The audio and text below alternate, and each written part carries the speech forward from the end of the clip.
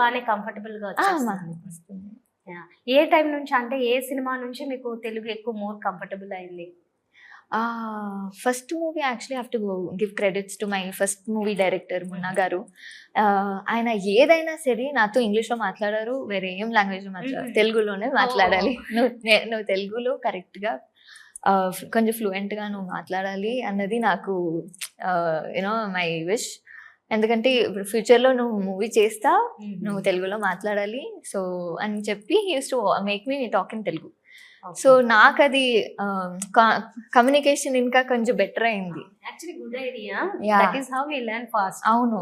So ఏమవుతుందంటే okay అమ్మాయికి తెలుగు రాదు, సో తమిళ్లో ఇంగ్లీష్లోనే మాట్లాడాలి అన్నది ఒకటి ఉంటుంది. సో ఏమవుతుంది, the won't able to learn quickly. So నేను చేశానంటే ఓకే నేను కూడా నేర్చుకోవాలని చెప్పి కొంచెం ఇప్పుడు దాకా కొంచెం నేర్చుకున్నాను. ఇంకా కొంచెం సమ్ టైమ్స్ స్టక్ అవుతాను, బట్ వస్తుంది.